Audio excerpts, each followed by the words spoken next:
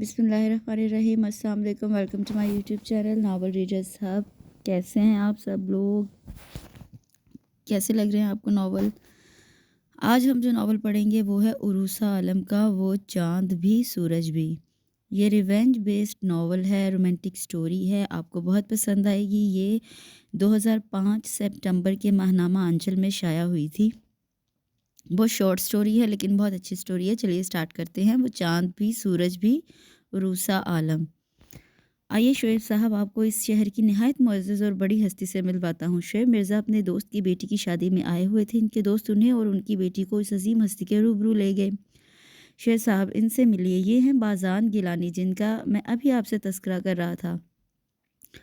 आप मुझे सिर्फ उनका नाम ही बता देते, फिर आपको इस तज़किरे की भी ज़रूरत नहीं पड़ती। सही कह रहे हैं आप, बाज़ान हैं ही इतनी नाम और नामवर शख्सियत के लोग उनको उनके नाम से ही पहचान जाते हैं।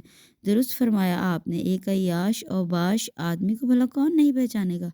शेब मिर्ज़ा ने माहौल और लोगों का ख्याल किए बगैर एक ही लम्हे में बाज़ान गिलानी के परखच्चे उड़ा के रख दिए। इदरीस अहमद के साथ साथ बाज़ान और दूसरे तमाम लोग दम बखुद रह गए। ये शोएब मिर्ज़ा ने क्या कह दिया? ऐसा तो यकीनन कुछ भी नहीं था। हैरत और गुस्से के मारे बाज़ान की आंखों से शरारे निकलने लगे।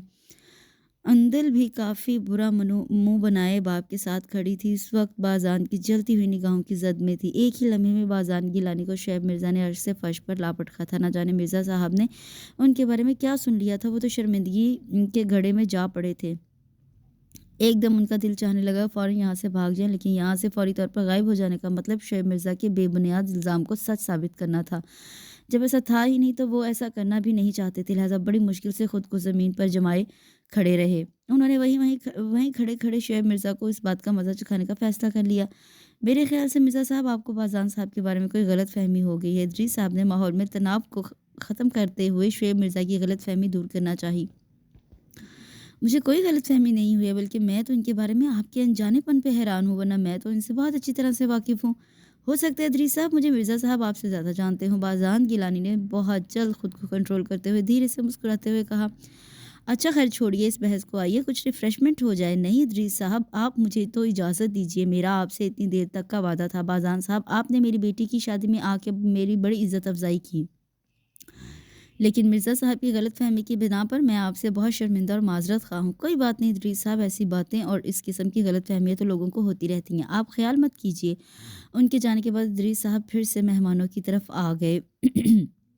इदरीस साहब, आपने भी किस वाहियात आदमी को बुला लिया अपने फ़ंक्शन में? मिर्ज़ा साहब, मैं तो हैरान हूँ कि आप उनके बारे में ऐसी बातें क्यों कर रहे हैं। लोग उनकी दोस्ती पर फ़ख्र महसूस करते हैं। ये शहर की बहुत मातबर हस्ती हैं। कैसा फ़ख्र और काहे के मोतबर, एक बिगड़ा हुआ अय्याश रईसज़ादा है ये शख्स। शहर के लोगों को इसने बेवकूफ़ बनाया हुआ है। जहाँ देखो ये मोहतरम लड़कियों के साथ खुशगपियाँ कर रहे होते हैं। अरे नहीं मिर्ज़ा साहब, वो तो लड़कियों से बात भी नहीं करते हैं, लड़कियाँ खुद उनके आगे पीछे मंडलाती हैं। बहुत से लोग उन्हें अपना दामाद बनाना चाहते हैं, लेकिन वो किसी लड़की की पसंद नहीं बनना चाहते, बल्कि किसी लड़की को अपनी पसंद बना के अपनी ज़िंदगी में शामिल करना चाहते हैं। मेरे तो इनके साथ बहुत अच्छे ताल्लुकात हैं, मैं उन्हें बहुत अच्छी तरह जानता हूँ। उधर बाज़ान गिलानी के दिमाग में झक्कड़ चल रहे थे। ये शोएब मिर्ज़ा ने उनके बारे में क्या कह दिया? भरी दुनिया में उनके चीथड़े बखेर के रख दिए। गुस्से और ज़िल्लत के मारे उनका दिमाग उलट-पुलट हो रहा था। लोग अपनी तकरीबात में उन्हें मद्दू करना अपनी इज़्ज़त अफ़ज़ाई समझते थे। हर शख्स उन्हें अपना दामाद बनाने की ख़्वाहिश रखता था, लेकिन शोएब मिर्ज़ा ने तो एक ही लम्हे में उनकी इज़्ज़त को तार-तार करके रख दिया। शोएब मिर्ज़ा ने उनका जो नक्शा खींचा था, अब उन पे ये लाज़िम हो गया था वो उन्हें ऐसा बन के दिखाए। वो एक फ़ैसला करके मुतमईन हो गए। अंदर सनोबर के साथ यूनिवर्सिटी कैंटीन में बैठी थी। एक बावर्दी ड्राइवर उसके पास आके कुछ घबराया हुआ सा आया। आप में से मिस अंदल कौन हैं? जी मैं हूँ। अंदल ने हैरत से उसकी तरफ देखते हुए कहा, आपके फादर का एक्सीडेंट हो गया, फ़ौरन मेरे साथ चलिए। लेकिन आप कौन हैं और मेरे बाबा इस वक्त कहाँ हैं? अंदल बुरी तरह हवास बाख्ता होकर खड़ी हो गई। मैं उनके दोस्त का ड्राइवर हूँ, उन्होंने ही मुझे लेने के लिए भेजा। अंदल, तुम फ़ौरन चली जाओ। स्नोबर के कहते ही वो अपनी बुक्स समेट कर ड्राइवर के साथ चल पड़ी। आंखों में आंसू और लबों पर बाप की सलामती की दुआएं। कार्ड ख़त्म हो जाने के सबब कई दिन से वो अपना मोबाइल नहीं ला रही थी, वरना घर पे फ़ोन करके बाबा के बारे में पता कर लेती। गाड़ी रोड पर रास्ता बनाती हुई सब गाड़ियों को पीछे छोड़ के आगे निकलती जा रही थी। कुछ ही देर में गाड़ी एक बहुत खूबसूरत सी कोठी के बड़े से गेट के अंदर दाखिल हो गई। शायद बाबा यहाँ आ गए हैं। उन्होंने जिक्र तो किया था कि हाल ही में उनकी दोस्ती किसी बहुत अच्छे साहिब के साथ हुई है। بابا کیا یہاں آ گئے ہیں؟ اس نے خوف زدہ انداز میں ڈرائیور سے پوچھا۔ آپ آئیے میرے ساتھ، اس کی بات کے جواب میں ڈرائیور نے کہا تو وہ سیما سی اس کے پیچھے چل دی۔ ڈرائیور نے اسے ایک بہت بڑے نہایت خوبصورتی سے سجے کمرے میں لا کے بٹھا دیا۔ اسے بیٹھتے ہوئے تھوڑی ہی دیر گزری تھی کہ دروازہ کھلا اور کوئی اندر آ گیا۔ اسے پیچھے مڑ کے دیکھا تو پتھر کی بن گئی جسم جیسے حرکت کرنا بھول گیا، نہ لب کھلے نہ پلکیں جھپکی، بس ساکن اور ساکت دیکھتی کی دیکھتی رہ گئی۔ مقابل نے سلام کیا تو اس کے کچھ حواس بحال ہوئے اور وہ بوکھلا کر ایک دم سے کھڑی ہو گئی۔ آپ سامنے بازان گیلانی اپنی آن بان شان کے ساتھ نہایت قیمتی سوٹ میں مربوط خوشبوؤں میں بسے اس کے سامنے ایستادہ تھا۔ آنکھوں میں چمک اور چہرے پہ میں نے خیز سی مسکراہٹ تھی۔ کہاں میرے بابا کہاں ہیں؟ اندل نے تھوک نگلتے ہوئے خود کو بہادر ظاہر کرنے کے لیے ذرا سختی سے پوچھا، جبکہ اس کے اندر بازان گیلانی کو دیکھ کے سنسناہٹ دوڑ گئی تھی۔ وہیں ہوں گے جہاں روز اس وقت ہوتے ہیں۔ کیا مطلب؟ آپ نے مجھے یہاں دھوکے سے بلایا ہے؟ اندل سرتاپا لرز گئی، ڈھیروں پسینہ مساموں سے پھوٹ نکلا۔ مجھے یہاں کیوں بلایا ہے آپ نے؟ وہ بری طرح آواز پاختہ ہو رہی تھی۔ میرے خیال سے آپ پہلے کچھ کھا پی لیجیے، اس کے بعد اس ٹاپک پہ بات کریں گے۔ انہوں نے بغور اس کی طرف دیکھتے ہوئے نرمی سے کہا، مجھے کچھ نہیں کھانا، بلکہ رہنے دیں، میں یہ بھی نہیں جاننا چاہتی کہ مجھے یہاں کیوں لایا گیا ہے۔ آپ ہٹے میرے راستے سے۔ بازان گیلانی اس کے سامنے کسی بھاری ستون کی طرح جمے کھڑے رہے تھے۔ اندل نے ان کے دائیں جانب سے قدم آگے بڑھائی تھے کہ انہوں نے تیزی سے اس کا ہاتھ کھینچ کر اسے بیڈ پر پٹخ دیا۔ میں آپ کو یہاں زیادہ دیر نہیں روکوں گا، ابھی تھوڑی دیر میں ہمارا نکاح ہو جائے گا، پھر آپ کو آپ کے باپ کے گھر واپس پہنچا دیا جائے گا۔ وہ کہہ کر لمبے لمبے ڈگ بھر کے کمرے سے نکل گئی اور اندل بالکل بے جان ہو گئی۔ پتہ نہیں اس نے کچھ غلط سنا یا بازان کچھ اور کہہ گئے، اس کے تو گویا حواس ہی مختل ہو گئے۔ وہ سن سی بستر پر پڑی تھی کہ بازان کی آواز پہ اچھل پڑی۔ حق مہر کتنا چاہتی ہیں آپ؟ بتا دیجیے، یہ آپ کا رائٹ ہے۔ میں ہرگز نکاح نہیں کروں گی، آپ جو کر سکتے ہیں کر لیں۔ وہ فنکاری تو بازان دھیرے سے مسکرا دیا۔ فی الحال تو نکاح ہی کر سکتے ہیں اور وہ ضرور کریں گے۔ آپ اس وقت تنہا اور بہت کمزور ہیں، آپ کے لیے بہتر یہی ہوگا کہ آرام سے ہاں کر دے، ورنہ آپ سے ہاں کرانا میرے لیے مشکل نہیں ہوگا۔ اگر میں نے اپنا طریقہ استعمال کیا تو وہ شاید آپ کو ناگوار بھی گزر سکتا ہے۔ آپ کی طرف سے میں حق مہر 10 لاکھ روپے مقرر کر رہا ہوں۔ کچھ ہی دیر میں نکاح کی کارروائی مکمل ہو چکی تھی۔ وہ واقعی میں تنہا اور کمزور لڑکی تھی، ایک اتنے بھرپور مرد کا مقابلہ کیسے کر سکتی تھی؟ ایک دفعہ پھر اس کے حواس گم ہو چکے تھے۔ پتہ نہیں یہ خواب تھا کہ حقیقت۔ دماغ بالکل سن ہو چکا تھا۔ کافی دیر تک وہ ہونک سی بنی بیٹھی رہی۔ آہستہ آہستہ حواس بیدار ہوئے تو وہ بری طرح رونے لگی۔ یہ میں کیا کر بیٹھی؟ میں نے تو اپنے جوتوں کی خاک سرما بنا کے اپنے والدین کی آنکھوں میں لگا دی۔ اولاد جو ماں باپ کی آنکھوں کا نور، دل کا سرور ہوتی ہے، میں نے انجانے میں ان سے یہ ٹھنڈکیں، یہ نور چھین لیا۔ باپ نے کیسے برسوں میں یہ عزت، یہ مقام حاصل کیا تھا، اور میں نے کیا کیا؟ چند لمحوں میں، چٹکیوں میں ان کی عزت وقار کو قدموں تلے کچل ڈالا۔ اس کا دل چاہ رہا تھا اس کے گھر کی تمام دیواریں اور چھت اس کے اوپر آ گرے اور وہ یہیں دب کے مر جائے، یا پھر اس کمرے میں اپنی قبر کھود کے اس میں دفن ہو جائے۔ یہ کیسا گناہ اسے سرزد ہو گیا تھا؟ نکاح کے بعد بازان گیلانی کمرے میں نہیں آئے، اور شاید اس گھر میں ان کے علاوہ اور کوئی تھا ہی نہیں۔ نہ تو آوازیں آ رہی تھیں اور نہ ہی کوئی اس کے پاس آیا تھا۔ اندل رونے پیٹنے کے بعد کافی حد تک خود کو سنبھال چکی تھی۔ مبارک ہو مسز بازان گیلانی، انہوں نے مسز پہ خاص طور پر زور دیا۔ اندل سر جھکائے بیٹھی تھی کہ ایک دم سے چونک کے انہیں دیکھنے لگی۔ بازان فاتح بنے اس کے سامنے تنے کھڑے رہے۔ آپ مجھے ابھی اسی وقت طلاق دیں، اندل نے تیزی سے کہا۔ میرے خیال سے تو میں اتنا بیوقوف نہیں ہوں، نظر بھی نہیں آتا۔ اگر مجھے یہی کام کرنا ہوتا تو پھر میں یہ انتہائی قدم کیوں اٹھاتا؟ اگر آپ نے مجھے طلاق نہیں دی تو پھر میں کورٹ سے خلا لے لوں گی۔ خاصی جوشیلی اور بہادر ہیں آپ، اور عقل بھی کمال کی رکھتی ہیں۔ خلا کی کارروائی سے پہلے تو آپ کو اس سے چپکے سے کیے گئے نکاح کی تفصیلات بتانی پڑیں گی، اور پھر آپ کی بڑی بہن کا بھی نکاح ہو چکا ہے، رخصتی باقی ہے۔ کہیں ایسا نہ ہو کہ آپ کے خفیہ نکاح اور شہرت یافتہ خلا کے بعد ان کا طلاق نامہ بھی گھر پہنچ جائے۔ آپ کے خیال میں آپ کے والد صاحب اس عمر میں 2 بیٹیوں کی رخصتی سے پہلے ان کی طلاقیں برداشت کر لیں گے؟ اور پھر آپ کی ایک چھوٹی بہن بھی تو ہے۔ 2 بہنوں کی شادی ختم ہونے کے بعد ایک کی تو شادی کی نوبت ہی نہیں آئے گی۔ آپ کے فادر کو ایک ہارٹ اٹیک تو ہو ہی چکا ہے، دوسرا اٹیک آپ انہیں اتنی جلدی دینا چاہتی ہیں؟ اس کے سارے احساسات منجمد ہو گئے، دوران خون جیسے جم گیا، سارا جوش تنتنا جھاگ کی مانند بیٹھ گیا۔ کس بات کا بدلہ لیا ہے آپ نے مجھ سے؟ اندل نے دھندلی آنکھوں کے ساتھ رندی ہوئی آواز میں پوچھا۔ آپ کے والد صاحب نے جو مجھے دنیا بھر کے سامنے عیاش بدماش بنایا تھا، تو خود کو ایسا ثابت کرنے کے لیے مجھے کوئی تو ثبوت پیش کرنا تھا نا۔ پلیز خدا کے لیے مجھ پہ رحم کریں، میں کیسے اپنے والدین کو یہ سب کچھ بتاؤں گی؟ اندل منتوں پر اتر آئی۔ بس اتنی سی بات کے لیے آپ پریشان ہو رہی ہیں؟ میں ابھی آپ کے فادر کو نکاح کی اطلاع کر دیتا ہوں، انہوں نے جیب سے موبائل نکال لیا۔ نہیں نہیں، ایسا کچھ مت کیجیے گا، آپ میرے بابا کو کچھ نہیں بتائیں گے، بلکہ آپ کسی کو کچھ نہیں بتائیں گے، مجھ سے وعدہ کریں۔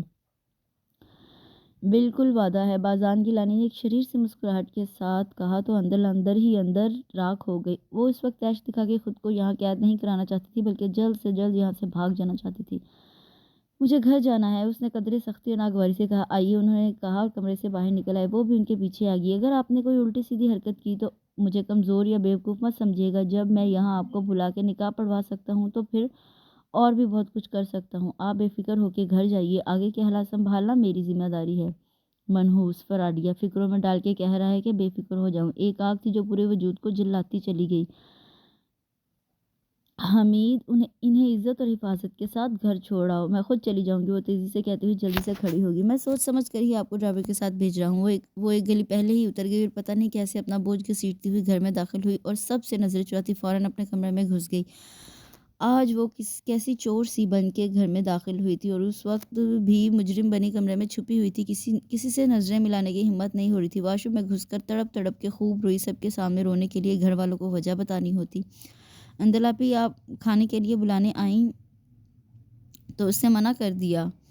کیسا کھانا پینا؟ اس وقت تو اس کے اندر چھریاں چل رہی تھیں۔ شام کو بھی پڑھائی کے بہانے کمرے میں ہی گھسی رہی۔ رات کو پھر کھانے سے منع کیا تو امی کو تشویش ہوئی۔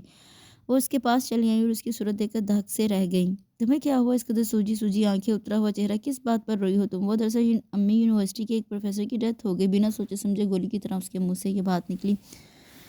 کیا پروفیسر شاہد کی ڈیتھ ہو گئی؟ وہ اس کے پسندیدہ ٹیچر تھے۔ امی نے انہی کا نام لے لیا۔ اللہ نہ کرے امی، کیسی باتیں کر رہی ہیں آپ؟ اس نے برا مانتے ہوئے کہا۔ تو بیٹا مجھے کیا پتا، تم ہی بتاؤ نا۔ ابھی مرے نہیں ہیں، شاید مرنے والے ہیں، اندر نے بیزاری سے کہا تو امی ہک دھک رہ گئی۔ ہیں؟ تمہیں کیسے پتا کہ مرنے والے ہیں؟ امی کے کہنے پر وہ ایک دم چونک گئی۔ یہ میں نے کیا کہہ دیا؟ خالی پیٹ اور خالی دماغ لیے بیٹھی پڑھ رہی ہو، جانے کیسی بہکی باتیں کر رہی ہو۔ چلو اٹھو، چل کر کھانا کھاؤ، دوپہر سے بھوکی بیٹھی ہو، جبھی نہ جانے کیا اول فول بکے جا رہی ہو۔ امی نے پھر اس کے رونے کی وجہ نہیں پوچھی، اسے زبردستی ڈرائنگ روم میں لے آئیں۔ وہ بھی خاموشی سے آگے کھانا بھی برائے نام کھایا، زیادہ فاقہ کشی اور مسلسل کمرے میں قید رہنا گھر والوں کو شک میں مبتلا کر سکتا تھا اور وہ کسی کو بھی کچھ بھی پوچھنے یا سوچنے کا موقع فراہم نہیں کرنا چاہتی تھی۔ اگلے کئی دن وہ پڑھائی نہ ہونے کا بہانہ کر کے یونیورسٹی نہیں گئی۔ آج کئی دن کے بعد یونیورسٹی آئی تو کچھ چپ اور گمسم سی رہی۔ صنوبر اور ماہین نے بہت پوچھا لیکن اس نے زبردستی کی ہنسی ہنس کے دونوں کو مطمئن کر دیا، مگر اپنے بے قرار من کا کیا کرتی جسے کسی صورت قرار ہی نہیں آ رہا تھا۔ وہ تنہا اس محاذ پر لڑ رہی تھی۔ ذہنی کشمکش میں وہ بیمار پڑ گئی اور ایک دفعہ پھر یونیورسٹی سے چھٹی ہو گئی۔ اس نے تو ابھی شادی کے سپنے بھی نہیں دیکھے تھے، ابھی تو دل میں کوئی ارمان بھی نہیں جاگا۔ سپنے دیکھنے سے ہی پہلے سپنوں کا شیش محل کرچیاں بن کر اس کی آنکھوں میں چبھنے لگا تھا۔ ارمان جاگنے سے پہلے ہی سو کے خاک میں مل گئے تھے۔ اس کے ساتھ جو کچھ ہوا تھا یا اس نے جو کچھ کیا تھا، اس میں وہ اپنا رازداں کسی کو نہیں بنا سکتی تھی، نہ ماں بہن کو، نہ ہی اپنی عزیز دوست صنوبر کو۔ اس وقت کے حالات اور مجبوری کو کوئی نہیں سمجھتا، الٹا سب اس کو برا بھلا کہہ کے قصوروار ٹھہرا دیتے۔ اس پوشیدہ نکاح کا انجام نہ جانے کیا ہونا تھا۔ اندل نے خود کو وقت اور حالات کے دائرے پر چھوڑ دیا، لیکن پھر بھی ہر وقت بے قراری اور خوف سا طاری رہتا کہ جب سب کو پتہ چلے گا تو کیا ہوگا، اور یہ سوچ اس کے اوپر لرزہ طاری کر دیتی۔ تکلیف دہ سوچے اسے کچھ اور اذیت میں مبتلا کر دیتی۔ اس نے صبح سے کچھ نہیں کھایا تھا، سبھی گھر والے اس کی آؤ بھگت کر رہے تھے، لیکن وہ جس عذاب میں مبتلا تھی یہ آؤ بھگت اسے کم نہیں ہونے والا تھا۔ وہ نڈھال سی اور بے سوسی پڑی تھی کہ اس کا پرسنل سیل بج اٹھا۔ اس نے بے دلی بیزاری سے اٹھا کے کانوں سے لگا لیا۔ ہیلو، نحیف سی آواز ہونٹوں سے برآمد ہوئی۔ کیا ہوا میری جان کو؟ طبیعت کیسے خراب ہوگی؟ وہ تڑپ کے اٹھ بیٹھی، ساری نکاہٹ نڈھالی ایک پل میں اڑنچو ہو گئی۔ اس آواز نے اس کے اندر برقی رو دوڑا دی۔ آپ کو کیسے پتہ چلا کہ میں بیمار ہوں؟ اندل نے کمرے کے دروازے کی سمت خوف زدہ سی نظر ڈالتے ہوئے دبے دبے سے انداز میں پوچھا۔ میری زندگی، میری جان بیمار پڑ گئی اور مجھے خبر بھی نہ ہو؟ یہ کیسے ہو سکتا ہے؟ اجی بیگم صاحبہ، آپ سے شادی کی ہے، کوئی کھیل یا مذاق نہیں کیا۔ گھر کے اندر اور گھر سے باہر ہم آپ کی پل پل کی خبر رکھتے ہیں۔ ہاں، اور ایک خبر اور بھی رکھ لیجئے کہ پل پل مر رہی ہوں میں، اس سے چٹخ کر کہا اور ان کی مزید کوئی بات سنے بغیر فون آف کر کے پٹک دیا، تکیے پر سر رکھ کر سسکنے لگی۔ یہی شخص اس کی اذیتوں اور بے سکونی کا سبب تھا۔ کوئی اور حالات ہوتے تو وہ ایسی باتیں سن کے کتنی خوش ہوتی، لیکن اس وقت اس کے بدن میں چنگاریاں سلگ رہی تھیں۔ اس نے بے بس ہو کے چادر کے اندر منہ چھپا لیا۔ کئی دن بعد وہ آج یونیورسٹی گئی تو ماحول بدلنے سے اس کے اوپر چھائی کیفیت چھائی کثافت کچھ دور ہو گئی، لیکن پڑھائی میں بالکل دل نہیں لگا۔ کیا بات ہے، آج کل تم بڑی گمسم سی رہنے لگی ہو۔ صنوبر نے اسے دیکھتے ہی اس کی حالت کا اندازہ لگا لیا۔ کئی دن سے طبیعت خراب تھی، بس اس لیے کچھ ڈل سی ہو رہی ہوں۔ کیا بات ہے، آج کل تمہاری طبیعت بہت خراب رہنے لگی ہے، کہیں کوئی عشق معاشقے کا چکر تو نہیں؟ صنوبر کے کہنے پہ اس کے بدن پہ کپ کپی سوار ہونے لگی۔ میں ان فضول چکروں میں پڑنے والی نہیں ہوں، اندل نے بدقت کہا، اور اس کا لہجہ اس کی بات کا ساتھ نہیں دے رہا تھا۔ چلو آؤ کینٹین چلتے ہیں۔ اس نے فوراً اس موضوع سے جان چھڑانا چاہی۔ اب وہ اس سے کیا بتاتی کہ عشق معاشقے، دل بل، پیار ویار اور عہد و پیمان قسم کے جھنجھٹوں میں پڑے بغیر ہی ایک لمبی ہی چھلانگ مار کے وہ بیاہ رچا چکی ہے، اور اب اس بیاہ کی چکی میں دن رات پس رہی ہے۔ اچھا سنو، کل میری سالگرہ ہے اور تمہیں ضرور آنا ہے۔ کینٹین پہنچتے ہی صنوبر نے اسے سالگرہ کا بلاوا دے ڈالا۔ کوشش کروں گی، کوئی کوشش ووشش نہیں، میں نے کہہ دیا آنا ہے تو بس آنا ہے۔ امی کل صنوبر کی سالگرہ ہے، آپ کہیں تو میں چلی جاؤں؟ رات کے کھانے کے بعد اندل نے ماں سے بات کی۔ ہاں بیٹا بالکل جاؤ، کئی دن تک طبیعت خراب ہونے کی وجہ سے تم گھر میں بند پڑی رہی، اس کے یہاں جاؤ گی تو دل بہل جائے گا۔ یہ دل ہی تو کسی صورت نہیں بہل رہا تھا، بلکہ ہر لمحہ بھر بھر آ رہا تھا۔ امی اگر بچوں سے کوئی غلطی ہو جائے تو کیا ماں باپ انہیں معاف کر سکتے ہیں؟ امی کے جواب کے لیے اس کا ہر عضو کان بن گیا۔ جس غلطی سے ماں باپ کی عزت پہ کوئی حرف نہ آتا ہو، جو غلطی ذلت اور رسوائی کا باعث نہ بنتی ہو، وہ معاف کی جا سکتی ہے۔ لیکن تم یہ کیوں پوچھ رہی ہو امی؟ آپ ہی کے لیے جو آپ کل ایک ٹی سیٹ لائی تھی نا، اس کے 2 کپ اور 1 سوسر مجھ سے گر کے ٹوٹ گئے۔ چلو اب ٹوٹ ہی گئے ہیں تو گھر میں استعمال کر لوں گی۔ ویسے بھی سندل کو وہ اتنا پسند نہیں آیا، اس کے لیے دوسرا لے آؤں گی۔ وہ تو ایسی غلطی کر چکی تھی جس کی کوئی معافی ہی نہیں تھی، اس نے تو انجانے میں والدین کی عزت کو تار تار کر دیا تھا۔ امی کے جواب نے اس کے سارا لہو نچوڑ لیا۔ وہ جو آج کل بہت ہی سنجیدگی سے امی کو سب کچھ بتانے کے بارے میں سوچ رہی تھی، ان کے خیالات سن کر اپنی سوچ کو تھپک کر سلا دیا۔ فون کی بیل بجی تو کومل اس طرف دوڑی اور اندل اپنا مردہ وجود گھسیٹتی ہوئی اپنے کمرے میں چل دی۔ امی آپ کے داماد جی کا فون ہے، ہمایوں کا۔ امی نے حیرت سے کہا۔ سندل کے نکاح کو 5 ماہ ہو چکے تھے، اس عرصے میں ہمایوں نے ایک دفعہ بھی فون نہیں کیا تھا۔ کچھ حیرت کے ساتھ سندل کے چہرے پر بھی ڈھیروں رنگ بکھر گئے، اور ادھر اندل کے چہرے کے تمام رنگ اڑ گئے۔ ہمایوں نے جب اتنے عرصے فون نہیں کیا، اب کیوں کریں گے؟ کچھ حیرت اور تشویش کے ساتھ ایک کوندہ سا اندل کے ذہن میں لپ کر بازان گلانے کا خیال آتا ہی اندل تیزی سے فون کی طرف لپکی۔ مردہ بدن میں توانائیاں دوڑ گئی۔ امی میں فون دیکھ لیتی ہوں، جلدی سے ریسیور کان سے لگا لیا۔ سب کی نظریں اس وقت اس پر تھی۔ ہیلو، دبی دبی پھنسی پھنسی سی آواز سوکھی حلق سے بدقت نکالی۔ کیسی ہو بھائی؟ دوسری طرف واقعی میں ہمایوں بھائی تھے۔ اس نے اس قدر طویل سانس لی کہ ہمایوں حاضر۔ تمہاری آنکھوں سے تو پتہ چل رہا ہے کہ تمہاری طبیعت ابھی تک ٹھیک نہیں ہے۔ اب تو ٹھیک ہوں، آپ سنائیے آپ کیسے ہیں؟ ہم تو بالکل ٹھیک ٹھاک ہیں۔ ہم نے کہا کہ بھائی سالی صاحبہ کی طبیعت پوچھ لیں، اگر ناراض ہو گئی تو ایسا نہ ہو شادی میں تاخیر کروا دیں۔ آپ فکر نہ کریں، ہمیں آپ کی بے چینی کا اندازہ ہے، شادی میں تاخیر نہیں ہوگی، ہم وقت پر ہی کریں گے۔ اس نے دیکھا سندل کے ہونٹوں کی مسکراہٹ گہری ہو گئی۔ تھوڑی دیر بعد اندل فون رکھ کر شکر ادا کرتی ہوئی کچھ خوشگوار موڈ میں اپنے کمرے میں گھس گئی۔ اندل صنوبر کی سالگرہ میں پہنچی تو خاصے مہمان آ چکے تھے۔ صنوبر نے اسے کئی لوگوں سے ملوایا، کیک کٹا، پھر کھانے پینے کا سلسلہ شروع ہوا تو اندل اپنی پلیٹ تیار کر کے ایک سائیڈ میں آ گئی۔ صنوبر تو سب سے ملنے ملانے میں مصروف تھی۔ السلام علیکم کی آواز نے اندل کو ساکت کر دیا۔ اپنے پشت پر ابھرنے والی یہ آواز وہ ہزاروں میں پہچان سکتی تھی۔ کیک کا پیس اس کے حلق میں پھنس گیا، وہ پیچھے مڑ کے دیکھ ہی نہیں سکی۔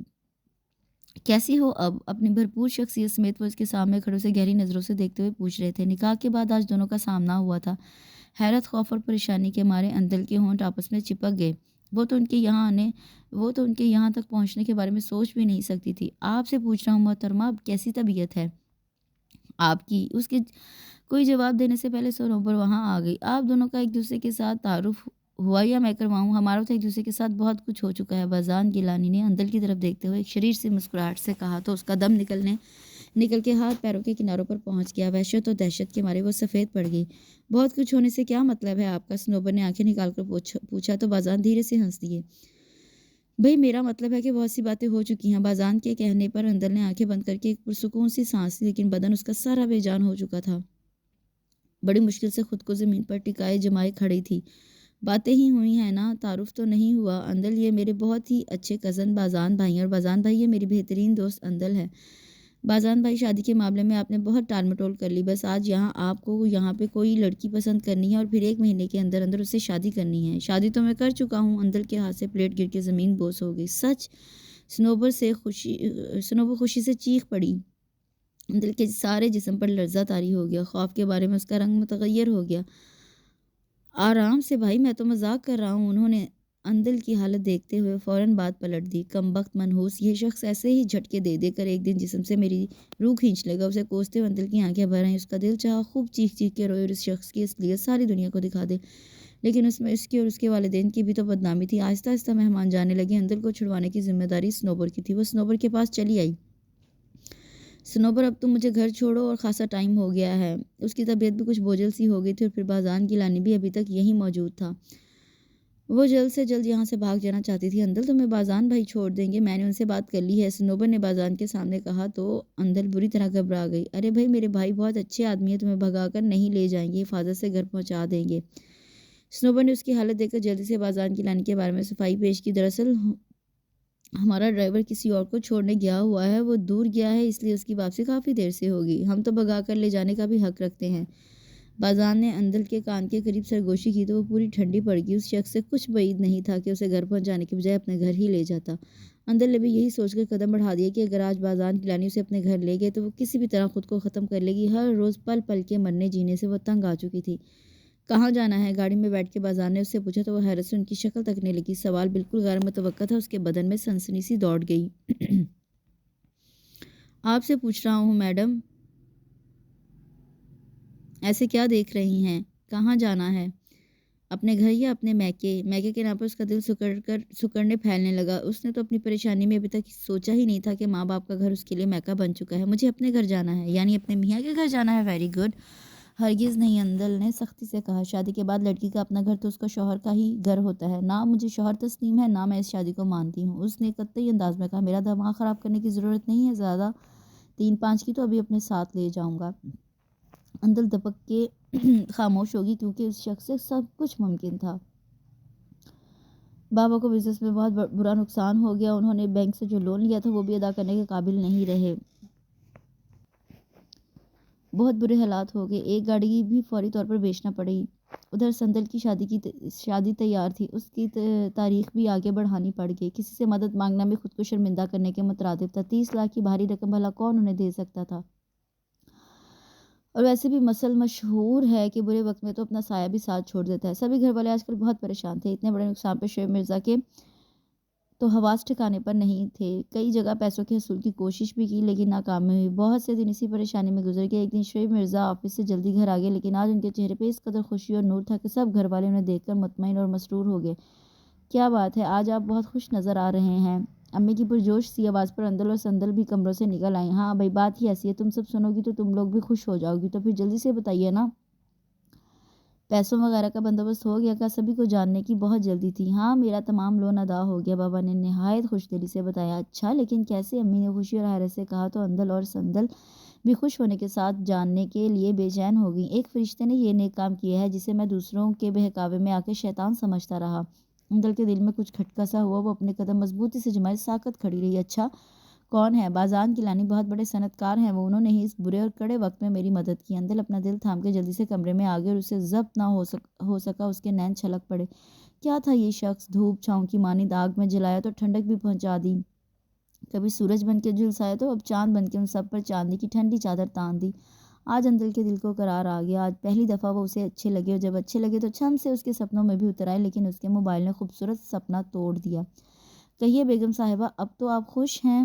آج بازان کی لانی کی آواز اور انداز دونوں دل نشیں لگ رہے تھے۔ بالکل نہیں، اندل نے مسکراتے ہوئے ایک ادا سے کہا۔ اچھا، اب بھی نہیں؟ لیکن ہمارے سسر صاحب تو بہت خوش ہیں۔ تو آپ نے انہیں خوش کیا ہے نا، مجھے تو نہیں کیا۔ اچھا تو پھر ٹھہر جاؤ، تمہیں خوش کرنے کا بندوبست کرتا ہوں میں، انہوں نے مخمور سے لہجے میں کہا تو اندل نے فوراً موبائل آف کر دیا۔ دوسرے دن بازان کی بڑی بہن اندل کا رشتہ لے کر پہنچ گئی، جو بنا کسی پس و پیش کے فوراً قبول کر لیا گیا۔ 10 دن کے بعد انہیں واپس ڈنمارک جانا تھا، اس 1 ہفتے کے اندر اندر شادی ہونا قرار پائی۔ سندل کی شادی ہوتے ہوئے اندل کی شادی تک نوبت پہنچ گئی۔ اس قدر جلدی اور اچانک رشتہ اور شادی طے ہونے پر امی بابا کے تو ہاتھ پیر پھولے جا رہے تھے۔ 1 ہفتے کے بعد آنن فانن شادی ہو گئی۔ اندل نہایت قیمتی اور بھرا شرارہ سوٹ میں ملبوس ڈھیروں پھولوں اور زیورات سے لدی پھندی پریوں سا حسین روپ لیے بازان کی لانی کے دل کی رانی بن کے ان کے دل میں اتر آئی۔ گلاب اور چنبیلی کے تازہ پھولوں سے مہکتی سیج پر بیٹھی وہ خود بھی ایک بڑا سا گلاب لگ رہی تھی، ऑरेंज और सफ़ेद भारी कामदार सूट में कमरे की तेज़ लाइट्स और मूवी की चकाचौंध में अंदर खूब चमक रही थी। बाज़ान कमरे में आई तो वो सिमट के बैठ गई और वो करीब आके बैठे तो उसने दोनों हाथों से चेहरा छुपा लिया। चंद लम्हे इसी तरह गुजर गए तो बाज़ान की मुस्कुराहट गहरी हो गई। तुम्हारा गुस्सा बजा है लेकिन मुँह छुपाने की नहीं हो रही। उन्होंने अंदर की चूड़ियों, अंगूठियों और मेहंदी से रचे महकते हाथों को थाम लिया। मैंने तुम्हें पहली दफ़ा वहीं देखा था जहाँ तुम्हारे वालिद साहब ने मेरी इज़्ज़त अफ़ज़ाई की थी। तुम्हें देखते ही मैं तुम्हें अपना बनाने का फ़ैसला कर चुका था, लेकिन जो कुछ तुम्हारे फ़ादर ने मेरे साथ किया, इस पर मैंने ज़िद और गुस्से में आकर ये कदम उठाया। मेरे बारे में ये ख़यालात रखने पर तुम्हारे वालिदैन किसी भी सूरत तुम्हारी शादी मेरे साथ नहीं करते। फ़ौरी तौर पर मैंने निकाह इसलिए किया कि तुम्हें कोई और न छीन के ले जाए। झूठ, सब झूठा। आपने महज बाबा से बदला लेने के लिए सब कुछ किया था। अंदर ने मुँह फैलाकर कहा, वरना वो दिल में उनकी शराफत की कायल हो चुकी थी। अगर वो बदकिरदार आदमी होते तो उसके बाप को उस निकाह के ज़रिए बदनाम कर सकते थे। उन्होंने तो शोएब मिर्ज़ा की उस बुरे वक्त में मदद करके निकाह को राज रख के अंदर के दिल में बहुत बुलंद मकाम हासिल कर लिया था, बल्कि वो घर वालों के लिए भी बहुत काबिल इज़्ज़त और एहतराम बन गए थे। जो हुआ उसे भूल जाओ जानम, अब याद रखो तो इतना कि मैं तुम्हारा शौहर हूँ, तुम मेरी जान, मेरी ज़िंदगी हो। उन्होंने एक मरतबा फिर अंदर के हाथ थाम लिए। अब मान भी जाओ यार, अब क्या दस्ते माफ़ी मांगो, अगर ये चाहती हो तो यही सही। उन्होंने अपने मजबूत से हाथ उसके आगे जोड़े तो अंदर ने अपने भीगे भीगे महकते हुए हाथों से उनके हाथ थाम के मुंह पर अपना सर टिकाकर अपने नैन कमल बहा दिए। बाजार ने उसे बेख्तियार अपनी बाहों में भर के उसके रेशमी बालों पर अपना सर रख दिया। इसके साथ इस खूबसूरत से शॉर्ट नॉवल का इख्तिताम होता है। मुझे यकीन है आपको ये छोटी सी स्टोरी बहुत पसंद आएगी। इसके साथ ही मेरे पेज को लाइक शेयर सब्सक्राइब ज़रूर करें। कल इंशाल्लाह एक नए नॉवल के साथ हाजिर होंगी। कल तक के लिए इजाज़त दीजिए। अल्लाह हाफिज़।